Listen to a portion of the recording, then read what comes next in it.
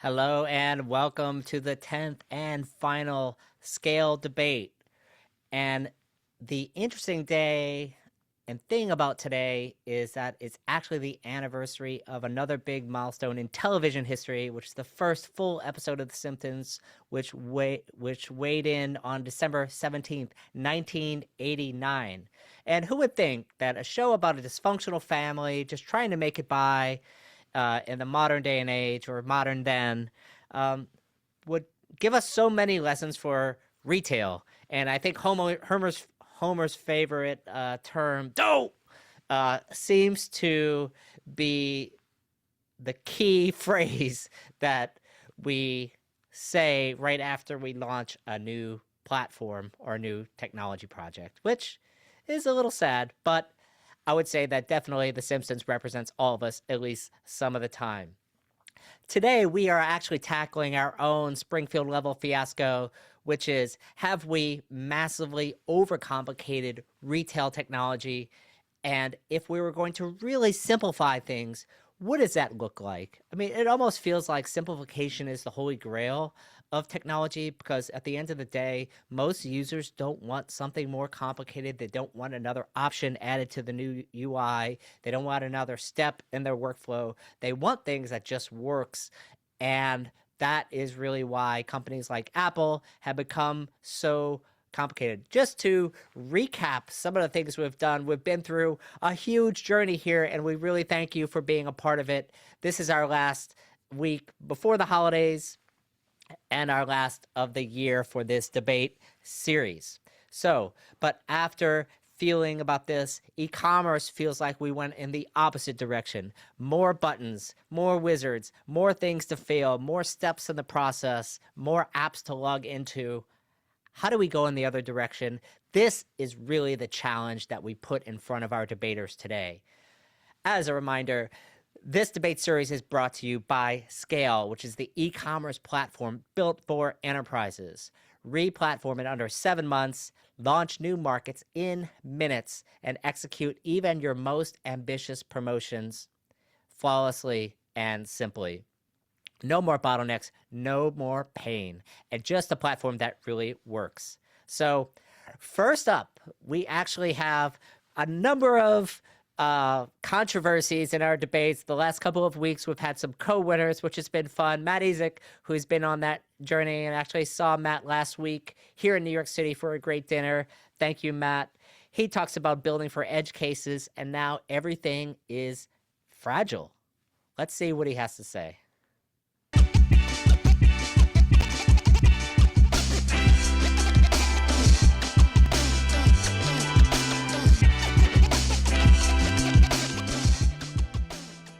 Absolutely. It's massively overcomplicated. We build tech stacks for things like edge cases, and now we need to really ruthlessly cut the fat. This complexity adds fragility, cost, and slower delivery cycles. So simplification means having ruthless prioritization and vendor consolidation. Every roadmap item should be tied to revenue, not hype, right? Revenue and customer trust are most important here.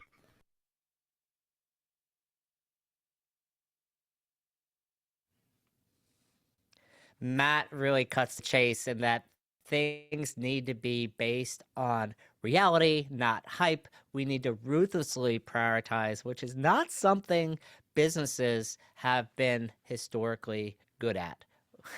We're not good at prioritizing, much less ruthlessly prioritizing. So I think that's a challenge. And if revenue is a measure, how much of your roadmap will actually hit that filter? The question is, the answer to that question is sometimes. So that's a challenge. Next up, we have Rob Garf, who's talking about your employees, which I think sometimes your employees are really the lost and missing piece of the equation, the user experience of your employees and not just your buyers.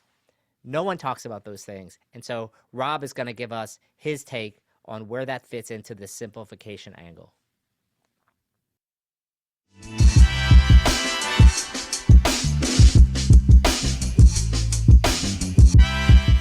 Heck yeah, we've overcomplicated the world of technology and e-commerce.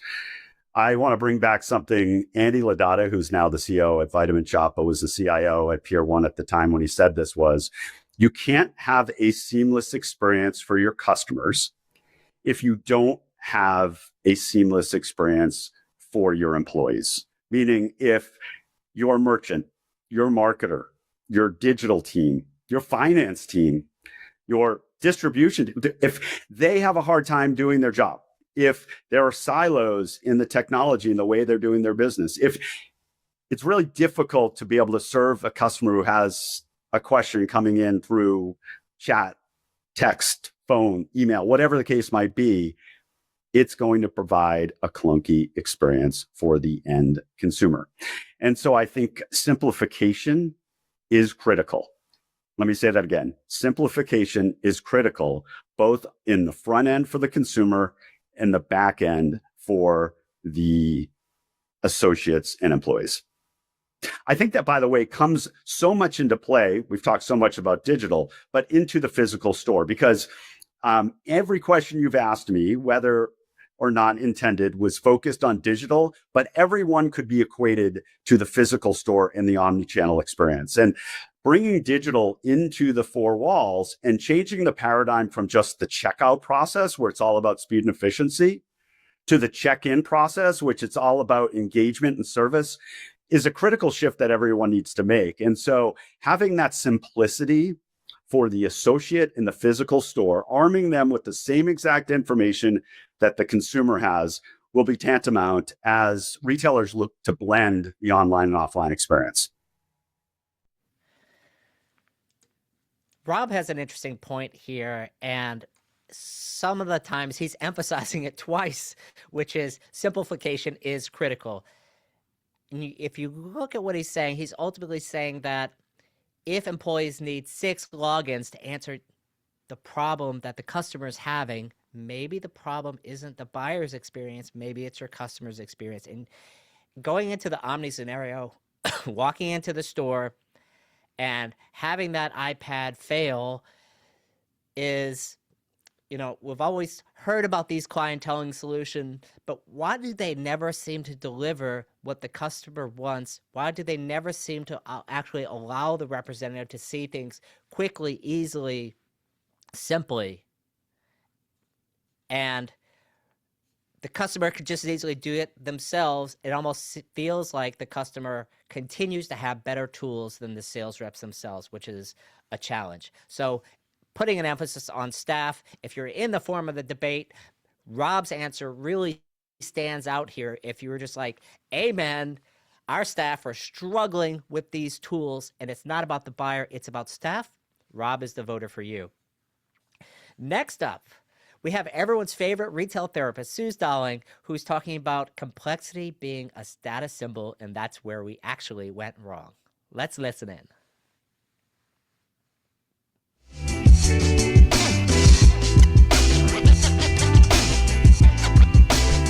Well, yes, I could answer within 3 seconds. I think the bigger question, though, is probably like, why did we overcomplicate it? Because I don't think any of us are necessarily going to debate that it is. It's totally overcomplicated. I think technology was here and was meant to make commerce so much simpler. And I think instead we actually got to a stage where stacks are so bloated that honestly, sometimes we just feel like we're part-time systems administrators.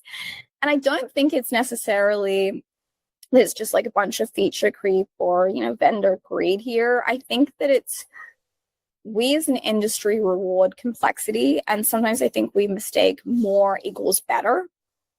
And I think even when I think about like the sales pitch of a platform, right? They literally will come at you with the longest list of features. They will say that they are amazing and they can do all of these things. And it's almost like complexity is this proxy for credibility in their eyes. And I think that it's one of those things where sometimes we as founders or operators walk away being like, wow, that was a dense demo. That's like got to be super powerful. And so I think we sometimes buy into the idea that like complexity is signaling some level of sophistication. And then sometimes we're like, one sec, that's slowing us or them down.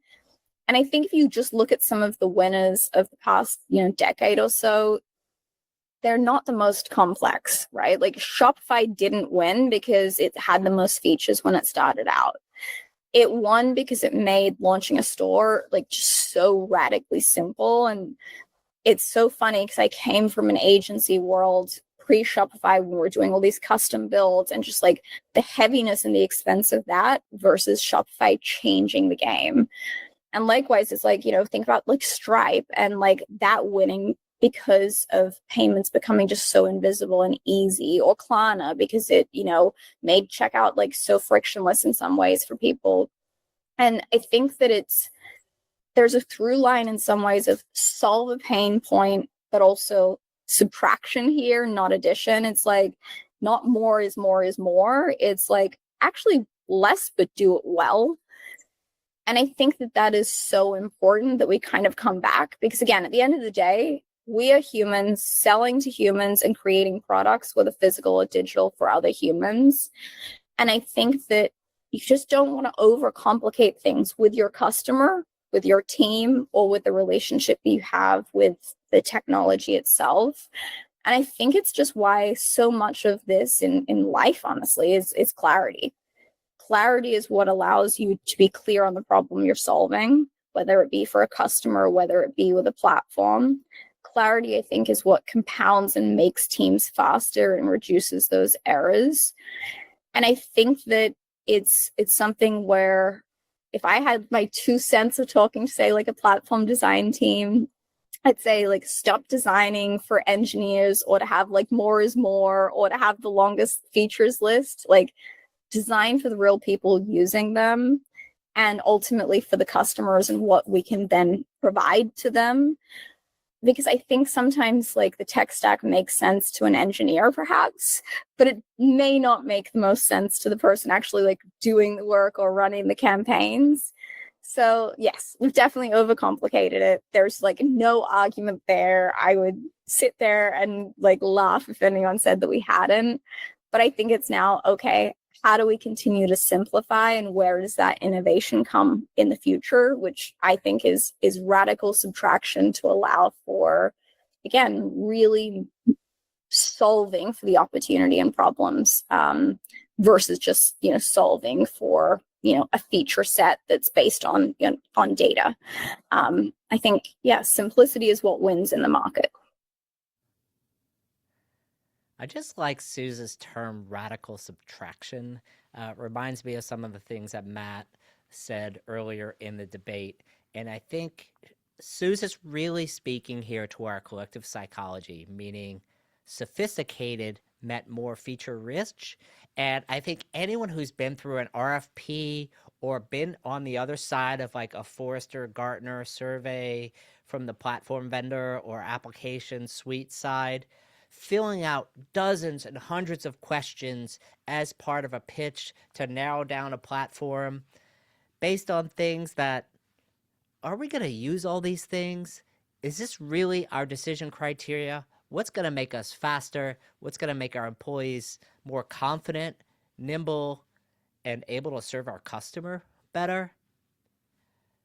The answer sometimes is that we need less, not more. And so that is, I think, an interesting point of view, and Suze just reinforcing that point for where we're going here. I didn't hear sort of like totally unique points compared to some of the other debaters, like Rob focused on employees, whereas Matt definitely focused on this simplification angle. Next up, we have our retail anthropologist, Dave Finnegan, talking about the Tower of Babel and how we've created that in our tech stacks. Let's hear about it.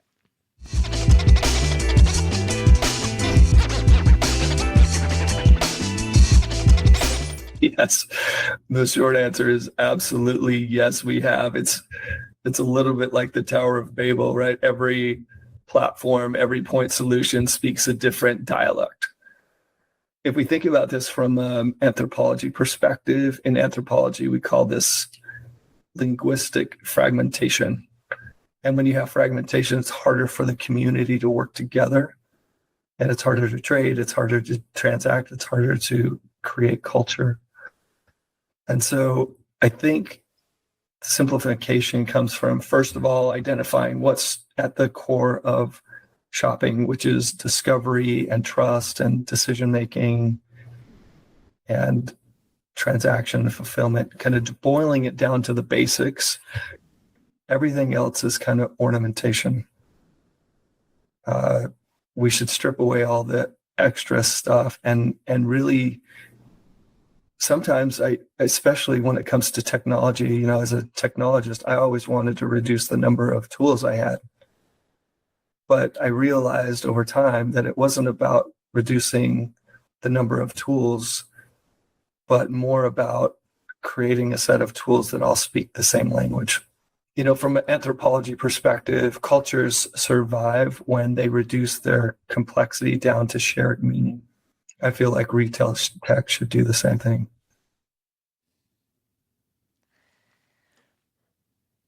Retail tech should imitate culture. You definitely won't hear that from the other debaters. It must be Dave Finnegan if we're talking about culture and the fact that our systems don't work the way they should because they don't speak with each other. I think it's just becoming more complicated in the age of AI.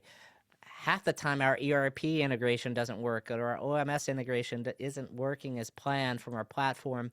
And now there's supposed to be an AI layer on top of this orchestrating all these things, and that's supposed to work flawlessly. I predict that there could be even more pain in our future if we don't fix the common infrastructure that defines our technology systems. So ultimately, if your tech stack has the same dysfunctions and communication skills of a dysfunctional family, like The Simpsons we talked about in the earlier part of this episode, then maybe you can see where the problem is. So how does your stack support discovery from the buyer? How does it support sharing knowledge and information and lowering the time to action from your employees? Finally, up. So thank you, Dave. Up, our last debater of the last debate of this series, the last week before the holidays, we have Lee Trotter, and I think that is certainly appropriate. And he gives his own prescription, Dr. Trotter does, on what ails our tech stacks.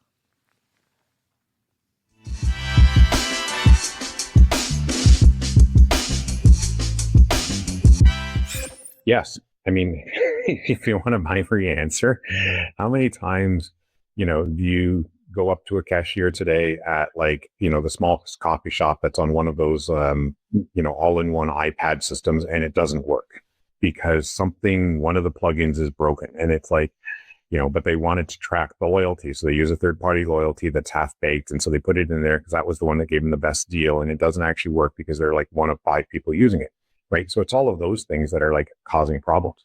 So I look at, and then you expand that out to the online channels and such. And it's it just gets worse and worse. You look at a built with or a Wappalizer these days of how much tech is running on a website. And it absolutely is mind-blowing.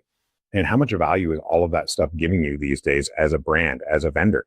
And if you're not using data that you're collecting, if you're not using actually those systems, it's I think you really need to look back at where can we optimize this? Because it creates overhead for us as an agency to help you implement it, but it creates overhead for you to manage it. And it slows down your website. It slows down things. It adds more chances of things breaking.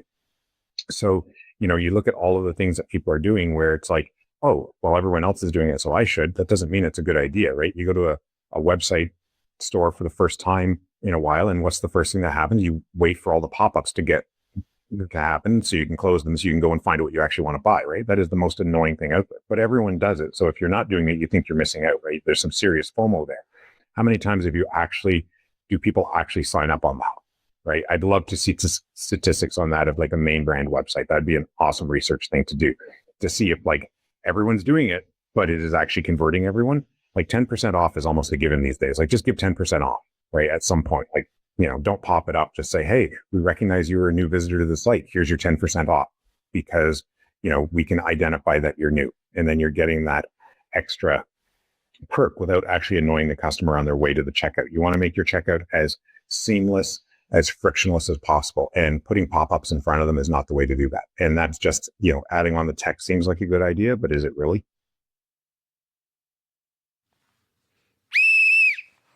Is there a way to throw a flag for good? I mean, Lee Trotter, in my mind, did something good here because he almost invented a new phrase, pop-up FOMO. I've never thought the simple and humble and annoying pop-up would become the subject of FOMO, but it seems like it has because every retailer seems to have it. And I think his comments on using built with or Wappleizer on a website when you visit it, how many things are on that website?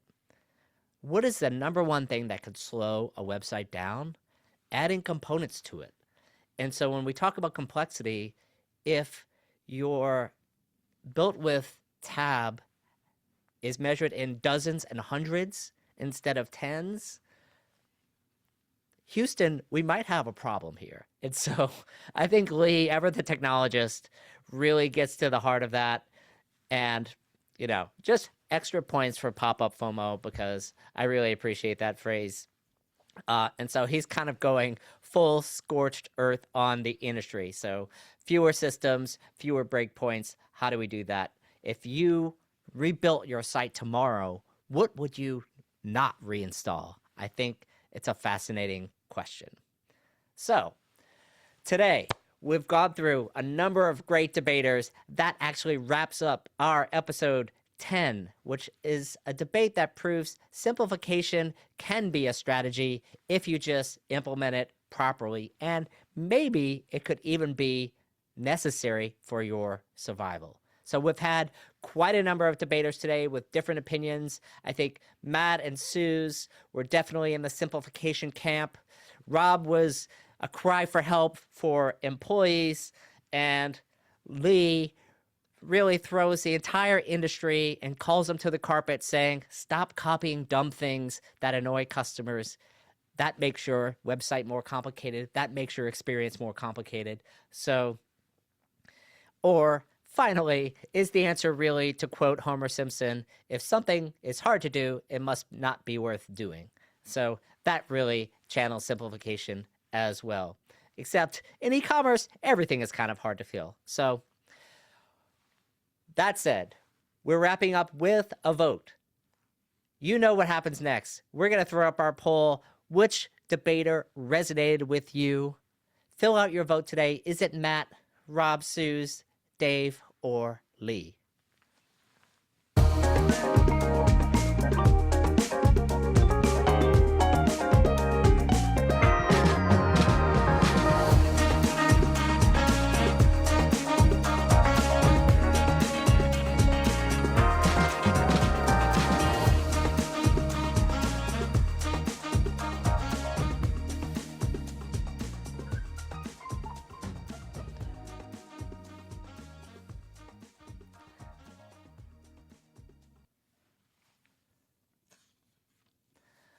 Awesome. I think the best thing about this poll is we actually have a real winner. For the first time in a couple of weeks, Lee Trotter is our returning champion, and this may even put him over the line for overall series champion. So, congratulations to Mr. Trotter here. We thank everyone for participating in our journey, and the winner is chosen. We appreciate you joining us over the past 10 debates. Hopefully, we've given you some thought-provoking things to think about, some different points of view. Obviously, you can get opinions everywhere, but these are true experts thinking hard about questions that all of us have to deal with every day, but we don't take a second sometimes to think about what is the real implication of this question? How do we move the industry forward? And our goal here at RMW Commerce with our partner SCAYLE in this series is to make you think critically about the solutions you're building. Can they be built better? And thanks again to our partners at SCAYLE for bringing this series to us. We are always going to be introducing new ways to bring content. We thought this debate for format on a small, no one wants to sit through an hour webinar. So the fact that you're here for 20 minutes or so, we think is fun. There's always going to be another episode, for a different sponsor, for a different topic. If you have ideas, let us know. And you have been watching The Great Debate with SCAYLE and Rick Watson and RMW Commerce. Thanks again, and see you next time.